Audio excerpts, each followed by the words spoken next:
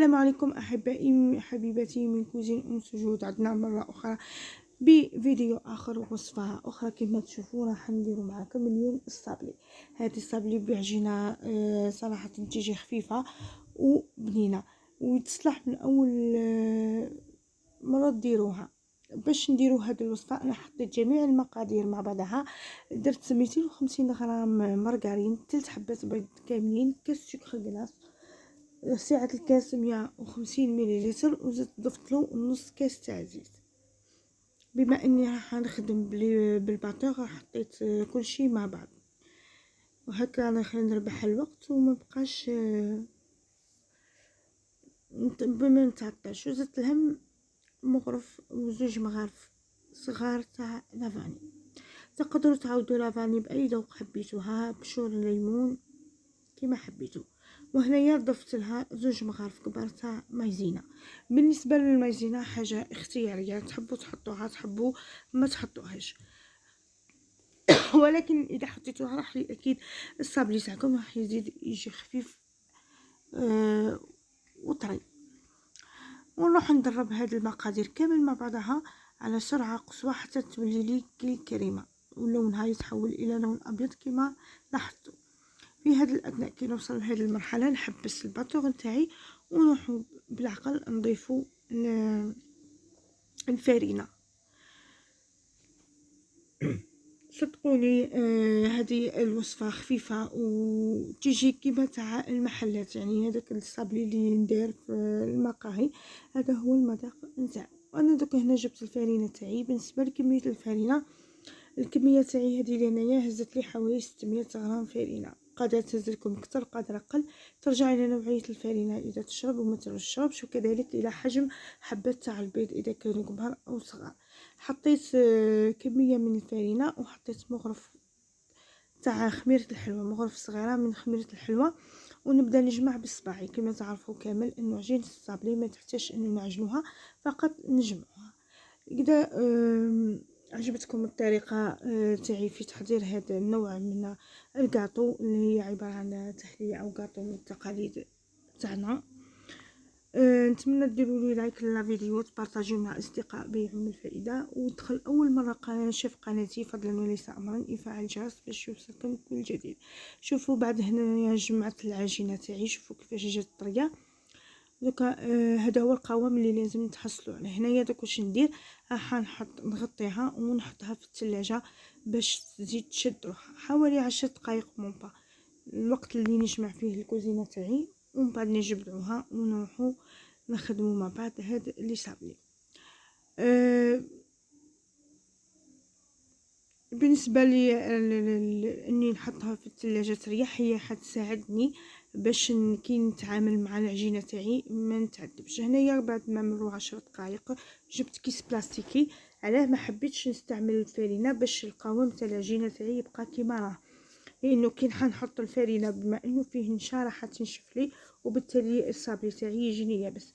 لهذا انا استعملت كيس بلاستيكي ووليت نطرح فيه عادي. طبعا السمك تاعو ما يكون رقيق وما يكون خشين، بما انه الحبه راح تكون فوق خوتها. وهنايا راح جبت طابع كما قلت لكم، انا استعملت طابع متوسط وقطعته. بالنسبه للفرن هنايا انايا شعلت الفرن تاعي على 180 درجه، وحطيت بلاطو فيه ورق الزبده، وبديت نقطع الحلوى تاعي طبعا بالطريقه هذه. بالنسبه للحجم تاع لي صابلي، بغيتو ديروهم متوسطين، بغيتو ديروهم كبار، بغيتو ديروهم صغار، طبعا هذا يرجع لكم نتوما واش حابين وكيفاش تحبوا تكون الحبه نتاعكم. كما قلت لكم هاد لي صابلي ساهلين وكذلك يجيو ما شاء الله خفاف ملح مع القهوه تاع العشيه، قهوه الصباح. كذلك الاطفال كامل يحبوا لي صابلي. نتمنى يا ربي تجربوها وتعجبكم. هنايا بعد ما كملت نقطع العجينه تاعي راح نحطهم في البلاطو. في نفس الوقت مانيش راح نطيبهم، يعني راح نكمل العجينه تاعي كامل. هنايا خدمت الطبقه الفوقانيه، يعني اللي قاعده ندير لهم في ليترو هذوك باي حاجه عندكم، سواء كيفاش نقول لكم بوشون ولا كيما درت هنا بنادوي.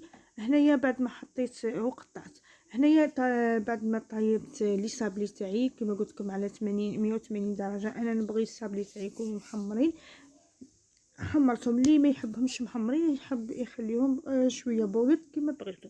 هنا جبت مربى تاع الفراوله وحطيت من الفوق كما تشوفوا هنايا مربى كذلك، زينته بالكاوكاو طبعا وحطيته بجانبا ونخليه يشيح. بالنسبه للكونفيتور او المربى، اذا ما كانش متوفر عندكم المربى تاع الفراوله تقدروا تستعملوا مربى المشماش وتحطوا له لا باتاغون فريز، ولا بغيتوا المذاق تاع المشماش حطوا له فقط الملون الاحمر. ما تعرفوا انه صابلي تاع المقاهي انه يجي اللون تاع الكونفيتور احمر باش يجي باهي. انا كما لاحظتوا هنايا درت التزيين على 3 انواع، عباره على كاوكاو من الفوق، وهنايا درت سكر كلاص يعني رشيت فوقو سكر كلاص. طبعا خليت الصابلي تاعي برد تماما. كي نبدا نطيب ونشكل نكمل الحلوى تاعي كامل، نبدا نطيب بالطبقه اللي تيجي من الفوق، يعني الطبقه الاخيره نخليها هي الاخرى باش تبرد لي. كي نزينها نقدر من بعد نكلاصيها مع بعض. دوك نخلي لي صابلي تاعي هنايا بعد ما كملتهم. هذاك الثقوب راح نزيد نعاود نعمرهم بالكونفيتور باش يجي شكله باهي وباهي. طبعا انا راح نكمل كامل الحلوى تاعي ونخليها تنشف. بعد ما تنشف ان شاء الله نشوفوها في صحن التقديم.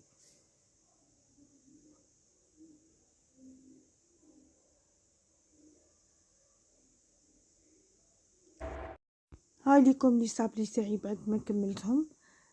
كما راكم تشوفوا كيفاش جاو ما شاء الله. نتمنى يا ربي تجربوهم وتنجحوا فيهم. دوك نروح نقطع معكم حبه وتشوفوا كيفاش جا. كما راكم تلاحظوا جا خفيف ما شاء الله ويتفتفت بسهوله. هذه هي الوصفه تاع نهار اليوم. نتمنى يا ربي تعجبكم وتدعموا لي فيديو بلي لايك وتبارطاجيوه مع الاصدقاء. واللي يدخل اول مره يشوف قناتي فضلا وليس امرا يشارك معي ويفعل الجرس. ونقولكم بقاو على خير في وصفه اخرى ان شاء الله.